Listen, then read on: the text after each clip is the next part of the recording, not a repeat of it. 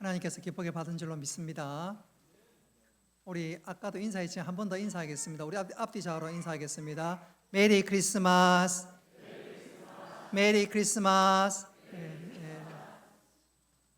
제가 지난번에는 한번 말씀드린 적이 있는데, 성탄절은 가능하면 붉은색 넥타이를 매든지 붉은색을 좀 상징할 수 있는 어떤 표현들 좀 하면 좋겠다 했는데, 100금짜리도 계시고 뭐 그렇지 않은 분들도 계신데, 그렇지 않은 분들 안에 다 속옷을 빨간 옷으로 입은 줄로 제가 믿겠습니다. 저는 오늘 넥타이를, 제가 가지고 있는 넥타이가 제일 좀 강한 색깔로 했는데 잘 드러나는지 모르겠지만, 오늘 제가 넥타이를 자랑하거나 드러내는 것이 아니라 오늘 말씀을 통해서 예수님을 소개하고 또 예수님을 자랑할 때 그 예수 그리스도 주님이 우리 안에 충만히, 우리 안에 온전히 거하는 복된 시간 되시기를 주님의 이름으로 축복합니다. 성탄절은 예수님께서, 하나님이신 그분이 사람의 몸을 입고 이 땅에 오신, 그야말로 창조 이후에 가장 놀라운 사건이라 그렇게 말씀드릴 수가 있습니다. 성탄의 밤에는 정말로 온 세상이 분주하게 움직이기 시작했습니다. 먼저 하늘을 본다면 천사는 메시아의 탄생을 알렸습니다. 또한 메시아의 별은 예수님께서 이 땅에 오셨음을 알리고, 또 동방의 박사들은 그 별을 보고 이스라엘 땅으로 찾아오기까지 했습니다. 뿐만 아니라 목자들 역시 메시아를 별을 보면서 아하, 예수님이 태어나셨구나 깨닫게 되었습니다. 그뿐만 아니라 헤롯 공을 비롯한 온 예루살렘은 이 일로 인해서 소동이 일어날 정도였습니다. 그 많은 일들 가운데 가장 인상적인 것 하나를 꼽으라면, 예수님의 탄생의 소식을 알린 별이 유난히 빛나고, 그 별이 동방의 박사들을 베들레헴까지 인도한 사건, 바로 그것입니다. 당시 동방의 박사들이 살고 있는 이 중동 지역에서는 소위 고대인들은 점성술을 믿었습니다. 쉽게 말하면 위대한 인물이나 특별한 인물이 이 땅에 태어날 때 그것을 별이 점지해 준다, 가르쳐 준다, 바로 그것이지요. 그래서 그 사람은 보통 사람이 아니고 특별한 사람이라는 것을 인식하게 되는데, 오늘날 기준으로 본다면 고대인들의 일종의 미신이라고 볼 수가 있겠습니다. 자, 그렇다면 하나님께서는 예수님의 탄생을, 그것도 메시아의 별을 통해서 왜 그 사실을 알려주셨을까? 어떻게, 왜 별로 계시하셨을까? 이유는 분명합니다. 계시란 말은 밝히 드러낸다는 것이고, 성경에서 계시는 하나님의 뜻을 보여준다는 말입니다.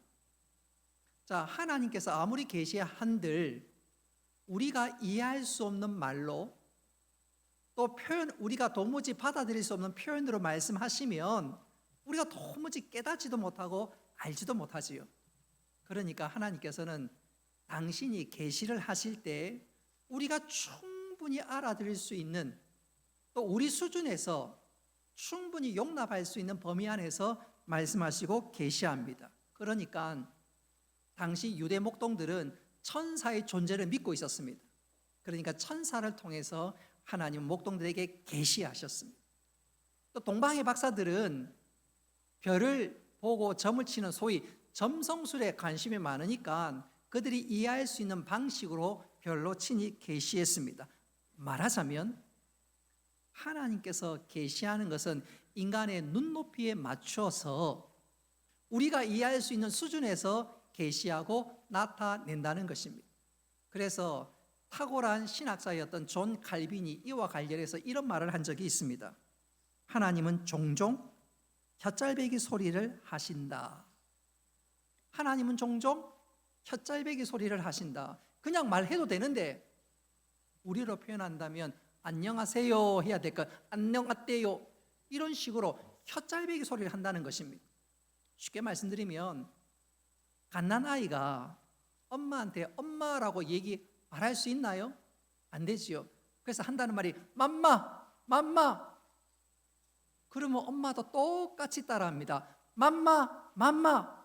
그러면서 젖을 주기도 하고, 또 애가 혹이라도 똥 오줌을 쌌으면 기저귀를 갈아주기도 하고, 엄마가 분명히 말을 잘하고 또 유창하게 말할 수 있지만 아이 수준에서 아이가 이해할 수 있도록 교통하기 위해서 엄마도 소위 혓잘배기 소리를 할 때가 있지요. 하나님께서 지금 별로 계시한 것은 바로 우리 수준에 맞추어서 또 그 당시 사람들이 이해할 수 있는 범위 내에서 하나님이 친히 계시한 것입니다. 자, 그렇다면 하나님께서 계시한 이 별은 과연 어떤 별일까? 천문학자들이 역사가 생기고 난 이후에 쭉 별의 흐름을 관측하고 유추해 보니까 주전 5세기에서 2세기 사이에 하늘에서 유난히 빛난 별 하나가 있었는데 그것이 바로 시리우스 별이라고 합니다. 얼마나 빛났는지 밤하늘에 마치 태양이 빛나는 것처럼 엄청나게 빛났다고 합니다.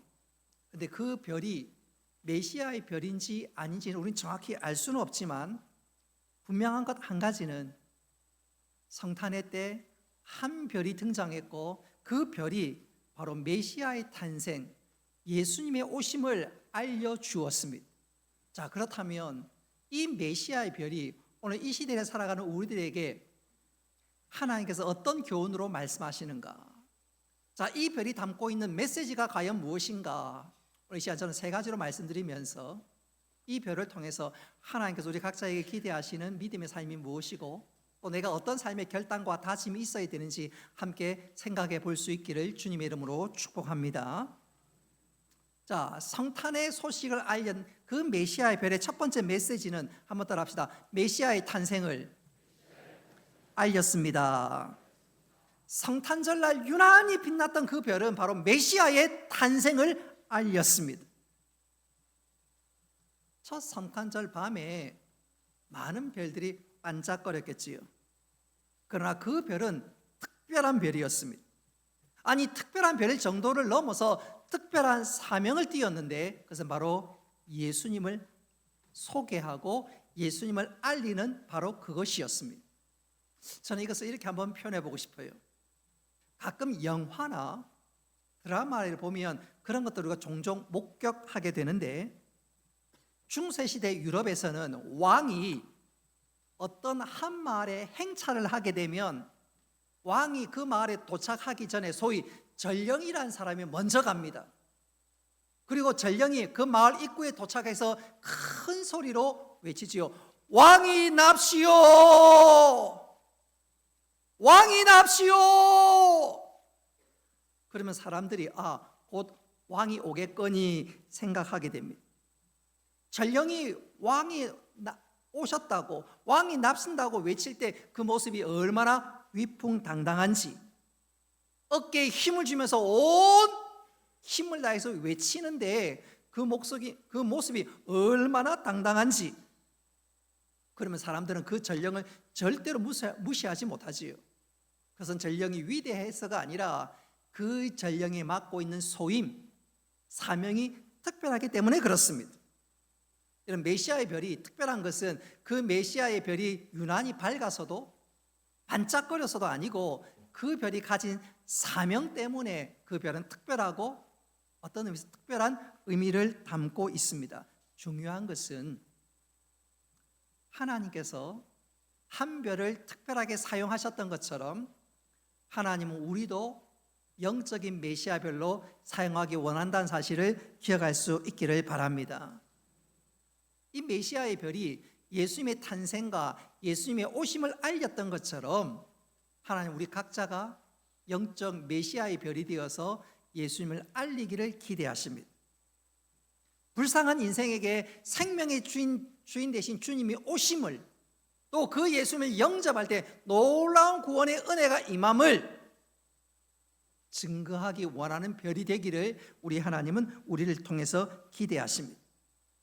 여러분, 이 메시아의 별, 또 예수님이 오신 이 놀라운 소식은 정말로 놀랍고 어마어마한 일이 아닐 수가 없습니다.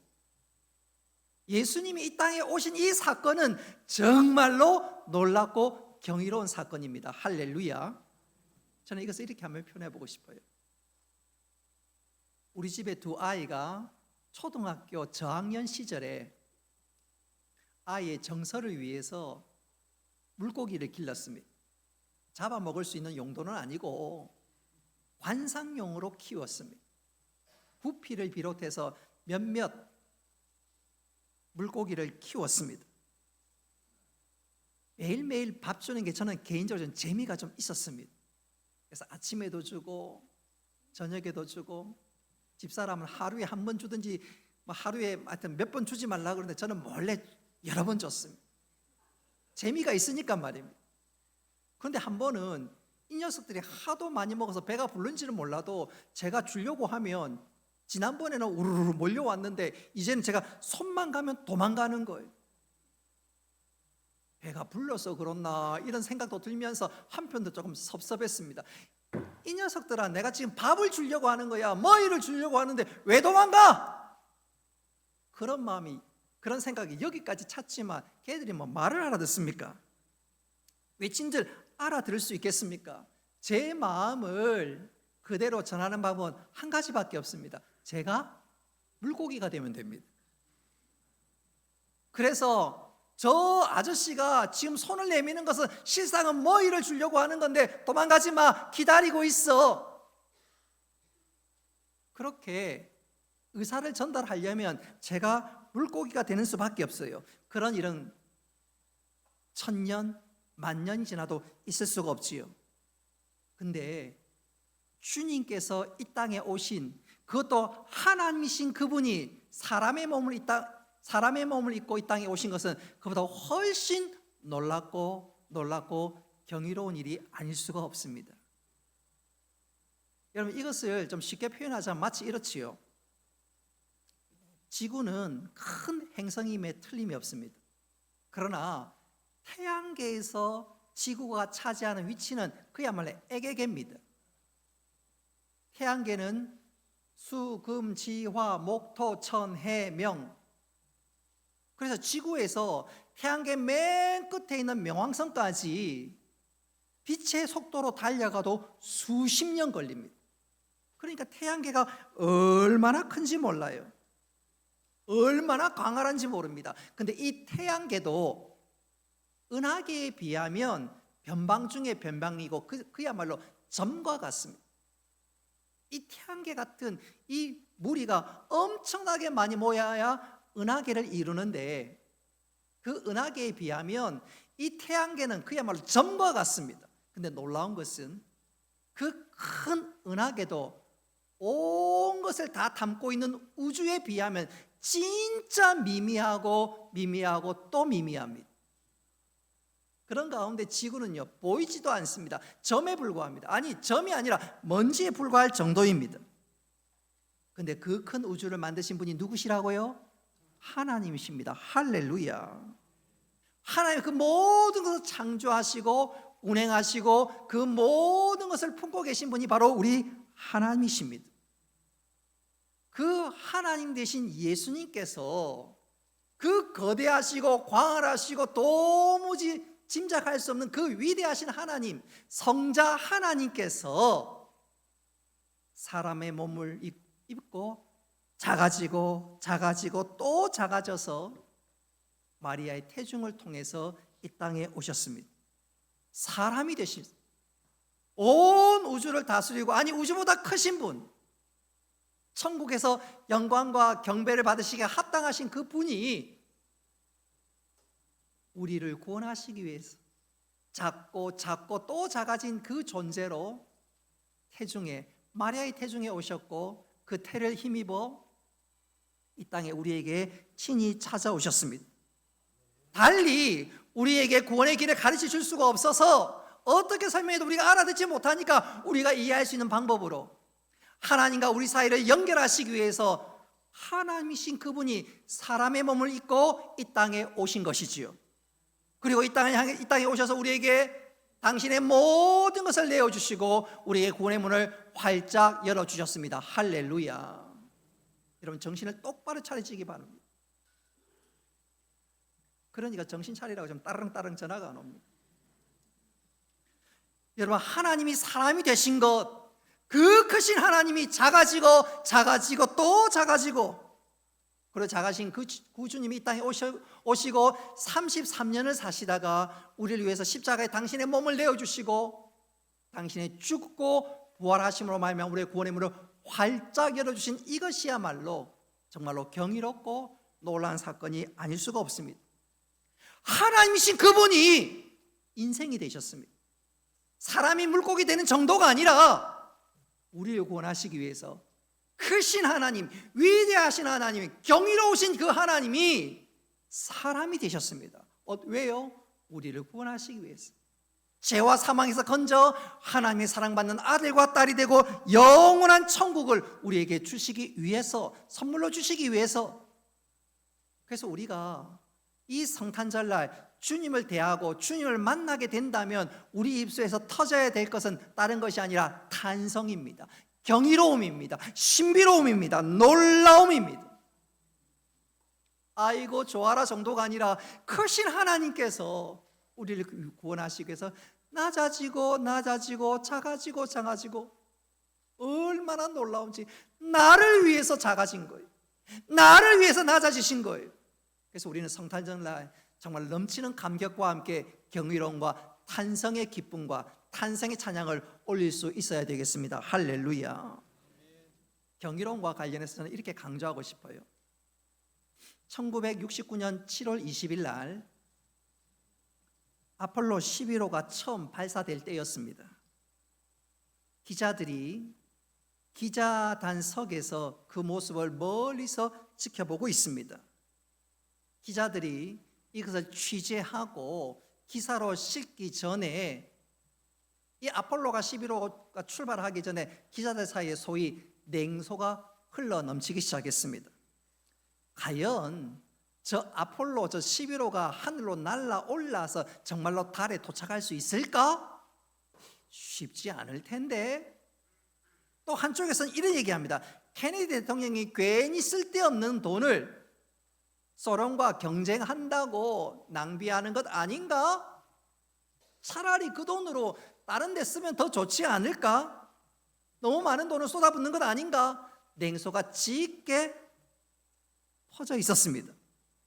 그리고 얼마 후에 35층 되는 높이의 이 로켓이 카운터에 들어가고 얼마 후 이 로켓이 땅을 박차고 하늘로 올라가기 시작했습니다. 올라가는 그 순간 제일 먼저 그 로켓에서 퍼져나오는 빛이 얼마나 대단했던지, 우리도 그럴 때가 있죠. 용접하는 그 빛을 보면 눈이 너무 시리고 따가워서 쳐다보지 못할 때가 있지요. 똑같습니다. 아니 더했습니다. 더하면 더했지 덜하지 않았습니다. 로켓에서 뿜어나오는 그 주황색 빛이 얼마나 대단했던지 그것을 지켜보던 기자들이 일순간 눈이 멀 정도였습니다. 그리고 몇 초 후에 갑자기 엄청난 굉음이 들려오기 시작합니다. 그도 그럴 것이 소리가 빛보다 늦지 않아요. 그러니까 먼저 눈이 그 빛에 멀게 되고 곧이어서 그 엄청난 소리가 귀를 때리는데 마치 고막이 찢어질 것만 같습니다. 뿐만 아니라 굉음과 함께 얼마나 진동이 오는지 멀리 떨어져 있었지만 그 진동이 온 뼈석을 진동하게 되고 발가락은 떨리고 온 몸이 그 소리와 그 빛과 그 진동에 온 몸이 그냥 흔들리기 시작했습니다. 얼마 후 로켓은 화염과 함께 하늘로 올라가더니 눈에서 시야에서 사라지고 말았습니다. 로켓이 대기권을 지나 우주로 날아간 것이지요. 그 장면, 그 일이 있고 얼마 동안 정막으로 온 세상이 고요했습니다. 당시 상황을 한 기자가 이렇게 묘사했는데 한번 잘 들어보십시오. 우리 중 그 누구도 말을 떼지 않았습니다. 기자들 사이에 냉소가 사라졌습니다. 기자들의 얼굴에는 경이로움이 가득 찼습니다. 저 우주에 3명의 우주인이 머물고 있다고 생각하니까, 그리고 그들이 별을 스치고 지나간다고 하니까 너무나 신비로워서 말이 필요가 없었습니다. 그 순간부터 기자의 태도가 달라졌습니다. 서로에게 의자를 권했습니다. 그리고 펜을 집어주고 기사 쓰는 것을 도왔습니다. 웃음이 온화가 넘치고 대화는 조용하다 못해 경건하게까지 했습니다. 로켓이 올라가는 그 모습이 너무너무 경외감으로 입을 다무지 못하고 완전히 생각을 뒤바꿔 놓았지요. 사랑하는 성도 여러분, 성탄절에 이런 경이로움을 우리 역시 간직할 수 있기를 바랍니다.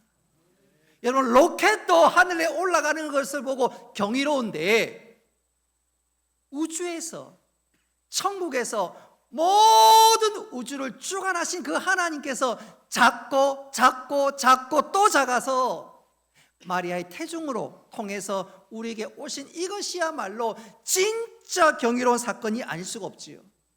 그것도 나를 위해서 이 땅에 오시고 나를 하나님의 자녀로 또 나를 위해서 영원한 천국을 예비하고 있다니까 이것이야말로 경이로운 사건이 아닐 수가 없습니다.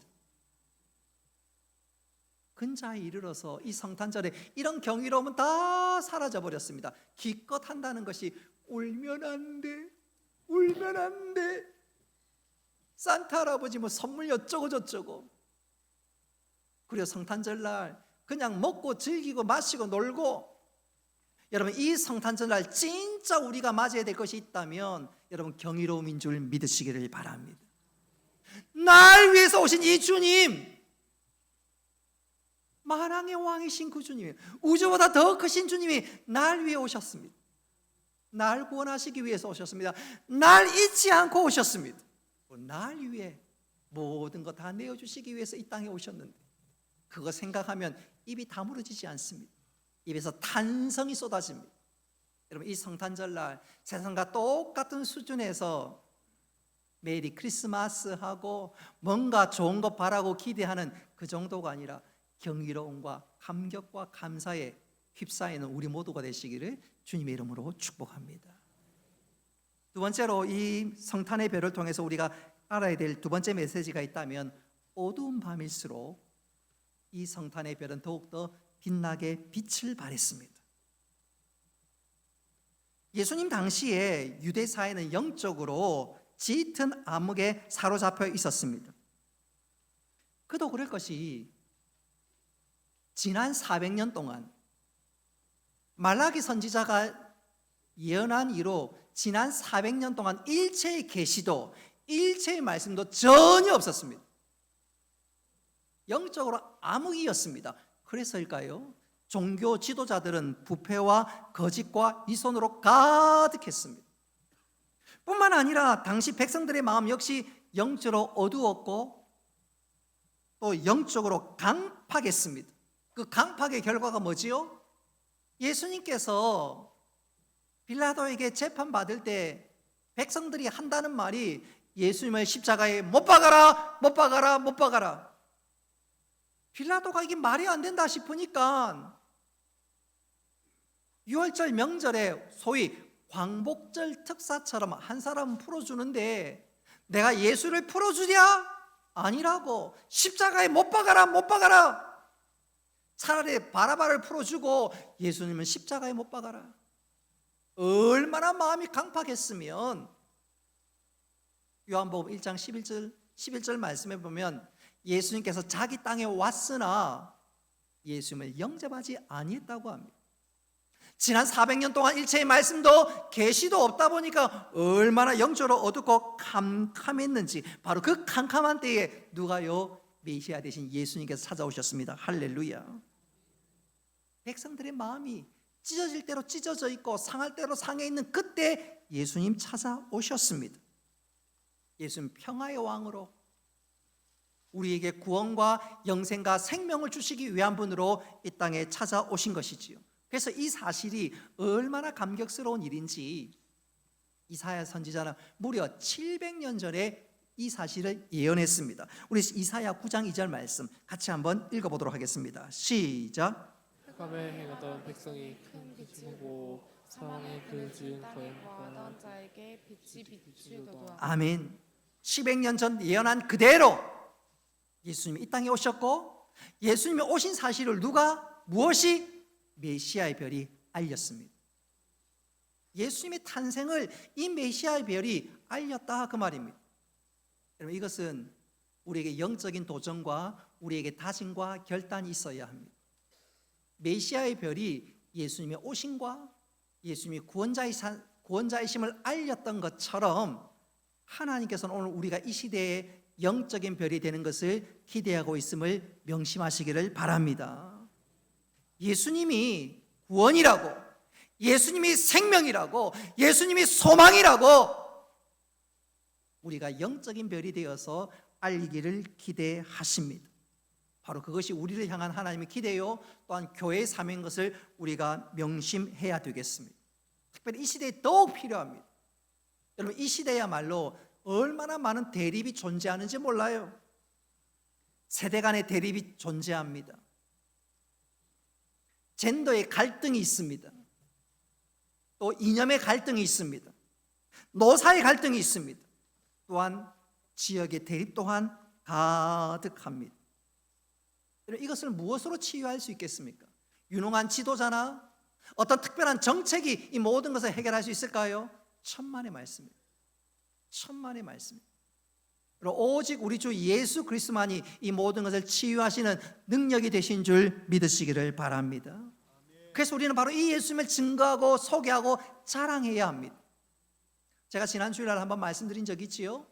1차 세계대전 당시에 영국군과 독일군이 대치하고 있던 그 적막이 고요한 그 전장의 현장에서 성탄절날 예배하고 찬송했습니다. 있을 수 없는 희한한 사건이 일어났습니다. 여러분, 그 사건이 보여주는 중요한 교훈이 무엇입니까? 여러분, 우리 예수님이 맡겼던 모든 담들을 무너뜨리고 우리에게 평안을 주시는 분이라는 분명한 증거요 사건인 줄 믿으시기를 바랍니다. 여러분, 예수님은 총을 내리게 하시는 분이십니다. 예수님은 우리 모두를 서로가 서로를 얼싸안게 만드시는 분이십니다. 우리가 어떤 처지, 낙심한 자리에 있다 할지라도 우리를 일으켜 주시는 분이 우리 주 예수 그리스도십니다. 할렐루야. 더 중요한 것은 예수 안에는 문제를 해결하지 못할 어떤 문제도 없습니다. 아무리 심각한 문제라도 주님 앞에 나오기만 한다면 주께서 다 해결해 주실 줄 믿으시기를 바랍니다. 그래서 주님께서 말씀하시죠. 수고하고 무거운 짐진 자들아 다 내게로 오라. 내가 너를 쉬게 하리라. 내가 해결해 주겠다 말입니다. 그래서 우리는 이 예수님을 증거하고 이 예수님을 자랑할 수 있는 영적 메시아의 별이 되어야 될 줄로 믿으시기를 바랍니다. 그런데 여기서 제가 한 가지 강조하고 싶은 것이 있습니다. 여러분, 우리에게는 첫 번째 성탄절이 있지요. 예수님께서 찾아오신 첫 번째 성탄절이 있지요. 여러분, 우리에게 또한 두 번째 성탄절도 있습니다. 그게 뭘까요? 바로 예수님의 재림입니다. 예수님의 재림. 여러분, 이 재림이 얼마나 대단했던지 이철영 집사님은 아들 이름을 재림이로 지었어요. 재림을 제일 기다리시는 것. 자, 우리에게는 첫 번째 성탄절이 초림이라면 첫 성탄절이면 우리에게 두 번째 성탄절이 뭐라고요? 재림입니다. 여러분, 이 재림은 초림, 첫 번째 성탄절과 성격이 완전히 다릅니다. 양상이 달라도 너무너무 다릅니다. 여러분, 첫 번째 첫 성탄절은 예수님께서 마치 역사의 뒷문으로 조용히 찾아오셨습니다. 그런데 재림 때는 그렇지 않습니다. 여러분, 재림 때 우리 예수님은 만왕의 왕 만주의 주로 오실 줄 믿으시기를 바랍니다. 천군 천사가 나팔 불고 호령하는 그 사리에 우리 주님께서 임재하실 것입니다. 초림 때는 한 별이 예수님의 오심을 알리고 밝히 보여줬다면, 여러분, 예수님이 재림하실 때는 온 하늘이 두루마리처럼 떠나가게 될 것입니다. 해와 달과 별과 모든 것이 권능을 잃고 바로 그 가운데 우리 주님이 찾아오실 것입니다. 할렐루야. 초림 때는, 첫 성탄 때는 세상의 그 누구도 예수님을 제대로 맞이하지 못했습니다. 방 한 칸, 아니 말 구유 그 한 칸에 겨우 예수님이 거했지만, 여러분, 예수님이 재림하실 그때는요, 아무도 예수님을 천대할 수가 없습니다. 아니, 믿는 자들은 기뻐 찬송하고 아멘 주 예수여 어서 오시옵소서 환호를 지르겠지만, 불신자들은 가슴을 치면서 형제여 우리가 어찌할꼬 우리가 망하게 되었도다. 재림과 초림은요 달라도 완전히 다릅니다. 중요한 것은 우리가 바로 이 첫 번째 성탄절과 두 번째 성탄절을 알리는 믿음의 사람이 되어야 합니다. 할렐루야. 그 사실을 알려야 합니다. 첫 성탄절은 이 메시아의 별이 동방박사에게 알려주었고 계시했고, 그래서 예수님을 인도했다면, 이제 우리는 영적인 메시아의 별이 되어서 초림과 재림을 알리면서 사람을 주님 앞으로 인도해야 합니다. 이것을 우리 하나님께서 얼마나 기뻐하시는지 다니엘서 12장 3절은 이렇게 말씀합니다. 우리 같이 한번 읽어보도록 하겠습니다. 시작. 많은 사람들을 옥대로 돌아오게 한 자는 별과 같이 영원토록 비추리라. 아멘. 많은 사람을 옳은 대로 돌아오게 하는 영적인 별들은 하나님께 영원히 기뻐하시고 은혜를 베푸신다는 말씀이지요. 바라는 것은 이 성탄절날 주님을 바라보면서 경외에 사로잡힐 수 있기를 바랍니다. 그리고 이 경외에 사로잡힌 이 놀라운 은혜를 바탕으로 영적 메시아의 별이 되어서 예수님이 구원이라고, 생명이라고, 능력이라고, 소망이라고 외치고 증거할 수 있는 우리 모두가 되기를 주님의 이름으로 축복합니다. 마지막 세 번째로 이 성탄의 별이 우리에게 주는 세 번째 교훈 메시지가 있다면, 또 이 메시아의 별이 보여주는 중요한 사실이 있다면 자기 사명에 충실하였습니다. 여러분, 이 부분을 우리가 좀 깊이 좀 마음이 좀 새길 수 있어야 되는데, 자, 예수님의 탄생을 알린 이 메시아의 별은, 이 별이 동방박사들로 하여금 베들레헴으로 인도하고 난 이후에 어찌된 일인지 이 별은 사라져 버렸습니다. 예수님께서 인도하고 난 이후에 이 별은요 흔적도 그 무엇도 없이 그냥 사라지고 말았습니다. 성경 그 어느 곳에서도 이 별이 어디로 갔다 혹은 이 별에 대해서 기록이 전혀 없습니다. 왜 없을까? 이유는 분명하지요. 자기 사명을 다했기 때문에. 여러분, 우리가 이 교훈을 주목해야 합니다. 만일 이 별이 사라지지 않는다면 아마 사람들은 그 별을 숭배했을 수도 있습니다.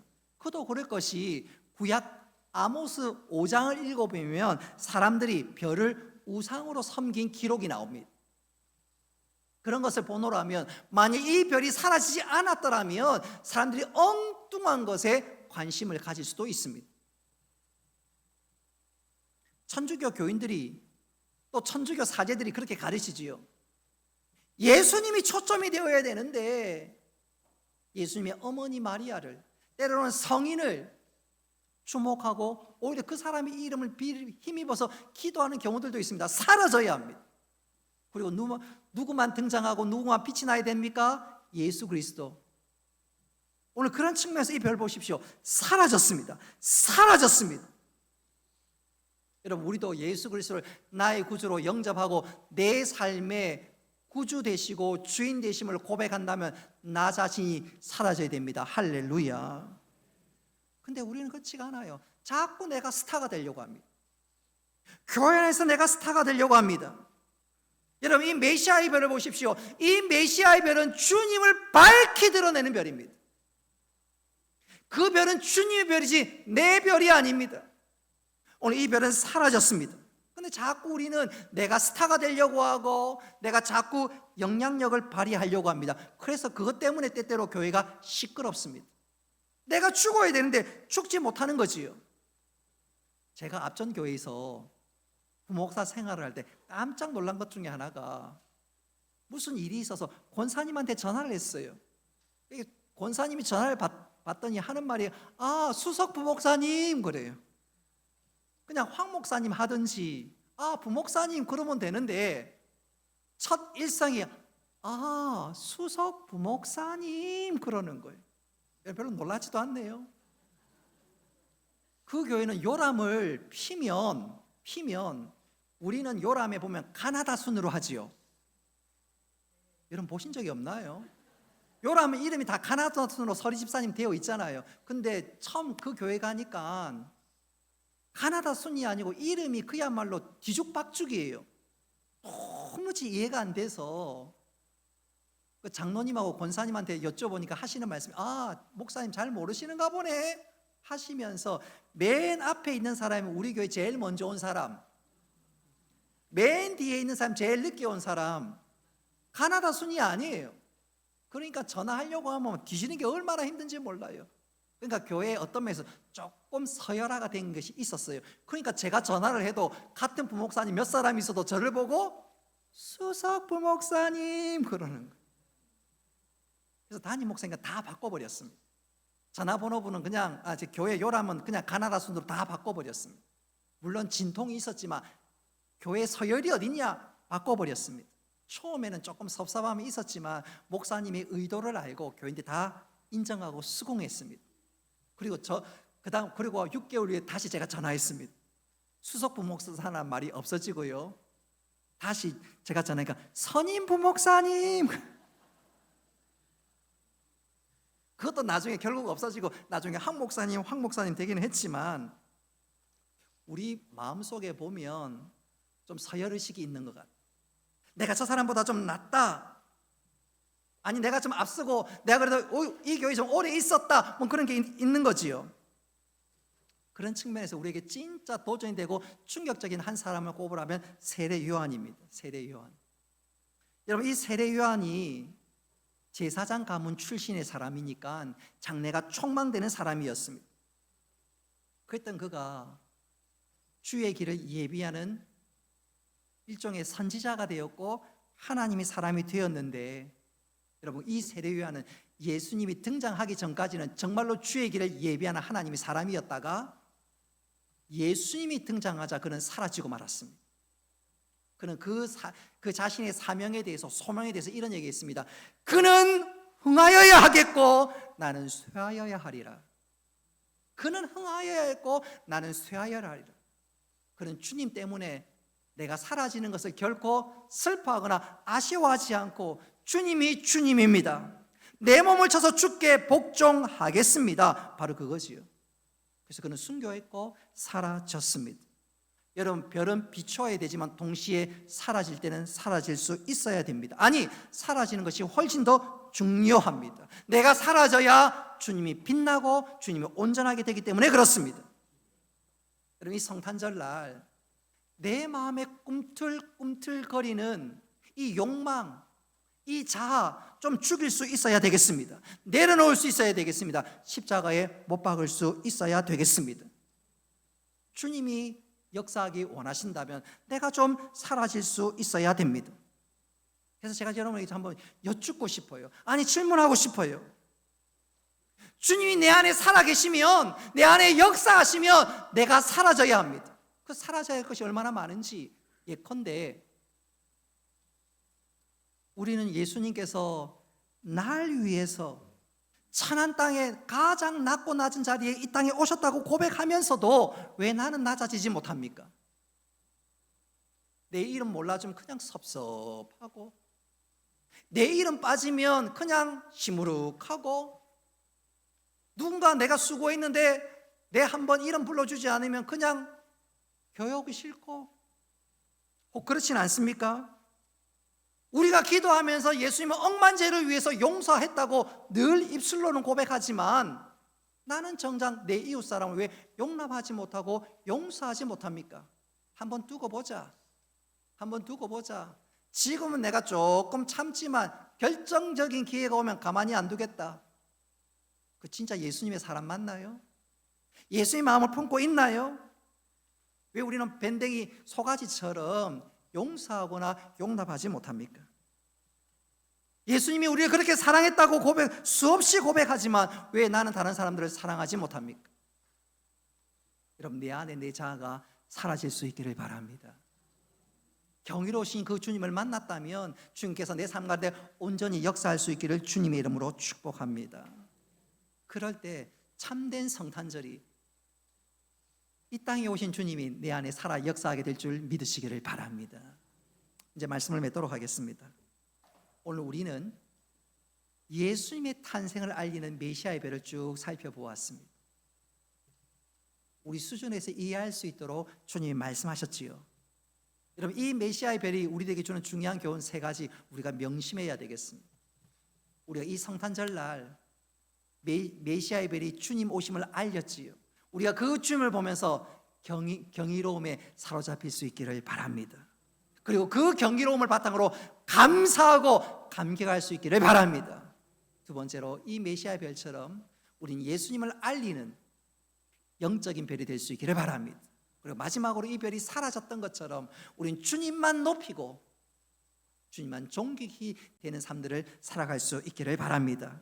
바라는 것은 이 메시아의 별이 주는 이 교훈이 우리 심령에 가득함으로 이 성탄절에 넘치는 감격과 경이로움과 함께 주님을 높이며 주님을 자랑해 나가는 우리 모두가 될 수 있기를 주님의 이름으로 축복합니다.